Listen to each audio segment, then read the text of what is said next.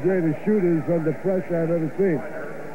Not Macaulay. Macaulay was a darn good shooter, but I'm talking about the greatest. And this kid's put on some exhibition. Unreal. 30 points for Lockhart and a 7-point lead. I think that might be the biggest lead of the game. They were up by 8 earlier, Ray. They were up by 8. Well, that takes care of that. Is that Jackie Howard? Right. Yes. 9 points for Howard. 5-point lead, Lawrenceville. 3:05 left in the game. Highbrader feeding Miller. Rick Leasty off the rim.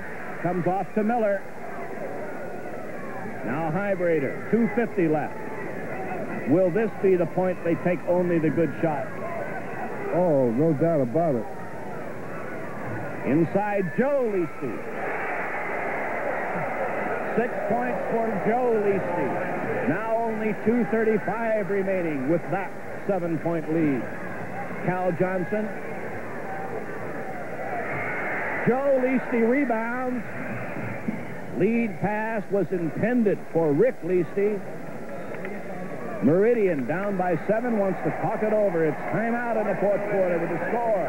Lawrenceville 57, Meridian 50. Unofficially, Mike Lockhart is 14 of 26 in field goals, 2 of 2 in free throws. 2 minutes and 24 seconds remain. Lawrenceville, just before the timeout, lost the ball on a turnover, and it belongs to Meridian. Trailing by 7. Backcourt, Hallie Hawkins. Guarded by Lockhart. Cal Johnson. I'll tell you, they got to make some moves quick as this. Hallie Hawkins. 12 points for Hawkins. The lead is 5. Miller comes to help out. Now Highbrader with 1:55 left in the game. 57-52. Lawrenceville with the ball in the 5-point lead. Oh, they're going into a stall, I think. This is Miller. Lockhart. Rick Leasty. 1:40 left. Highbrader dribbling. You better watch it. They'll call that 5-second on him. This is Lockhart. Unreal. Fantastically unreal. With 1:30 left, he hit that field goal. 59-52. Hawkins feeding inside to Fitzgerald. And Rick Leasty rebounds with 1 minute and 10 seconds left. 59-52 Lawrenceville. Ron Felling, the coach of Lawrenceville, can hardly contain himself. A foul is called on Fitzgerald. His 4th at the line. Rick Leasty. Meridian came into this game with a 30-1 mark. Record marred only by a 1-point loss. Lawrenceville came in 24-8. In other words, what you're trying to tell me is that they were not the favorites. 60-52. Jackie Howard. Exactly 1 minute remaining. Foul. 2 players held up their hands. It's Rick Leasty, I'm fairly certain, who committed the foul, his 3rd. 2 shots for Jackie Howard, who has contributed 6 points here in the fourth quarter and a total of 9 for the game. Lawrenceville led 16-15 first quarter, 31-29 halftime, 43-39 third quarter.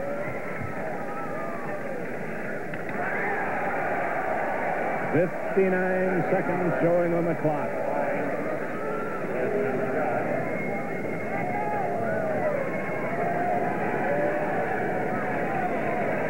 "60-53.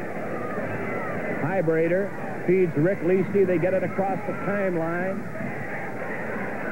There's a steal. Calvin Johnson with 46 seconds left. It's a 5-point lead. Highbrader in trouble. Jump ball. 40 seconds left. We have a timeout now called by Lawrenceville, as their lead is down to 5. Only 40 seconds remaining in this final game for the championship. Let's take a look at the trophy that these teams are really battling for. This is the prize the champions will take home with them. You want to stay with us following the final gun to see the victors accept their trophy. The presentation will be made following the conclusion of the game. Now back to game side.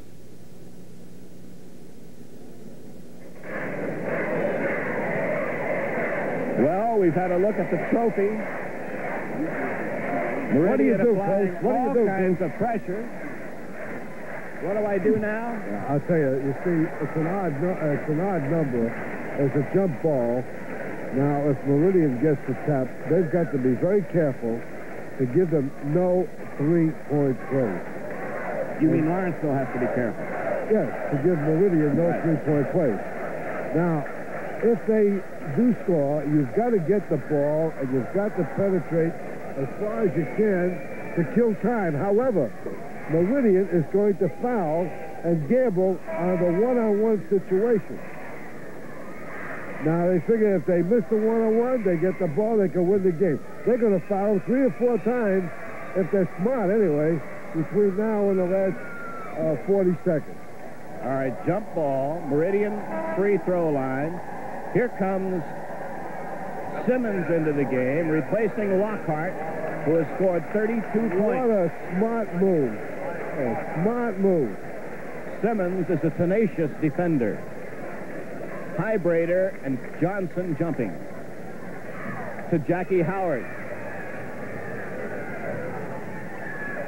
Won't drop.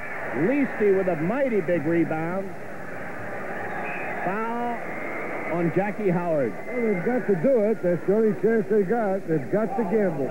31 seconds left. Lawrenceville still by 5 with the Class A championship prize in the balance. Rick Leasty, who has scored 6 points. Shooting 1 and 1.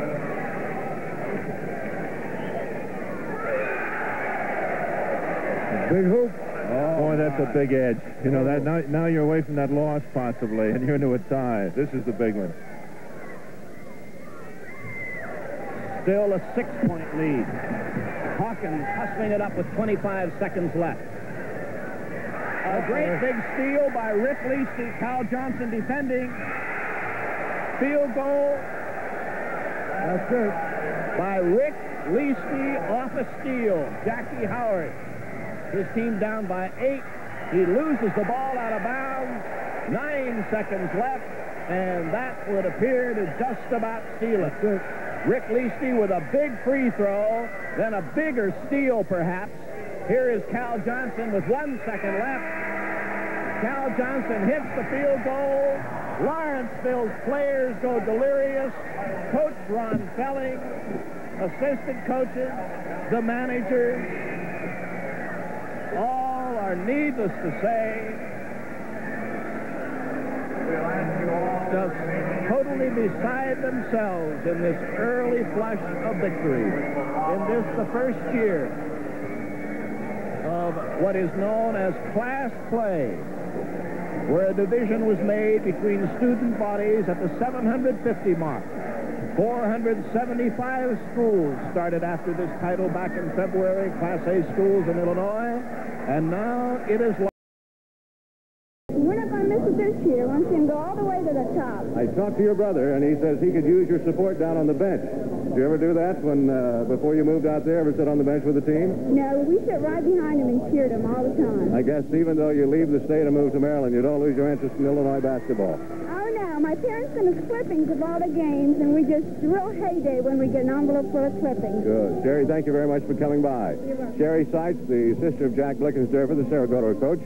And Tubby Rich, you're the man who heads up the Booster Club in Lawrenceville. Tell me about some of the things you do for your basketball team. Well, actually, Mr. Starr, what our idea is to create more fellowship between the fans and the coaches and stuff like that, and then support all athletic things as far as wrestling, track, whatever you may have. And we have banquets for the boys, which we hope to have a big celebration when this is over, and we'll have a all-sports banquet for them. And next summer, we're going to throw a big weenie roast out in the city park to get all the kids together in unit district number 20 that might be interested in any kind of sport.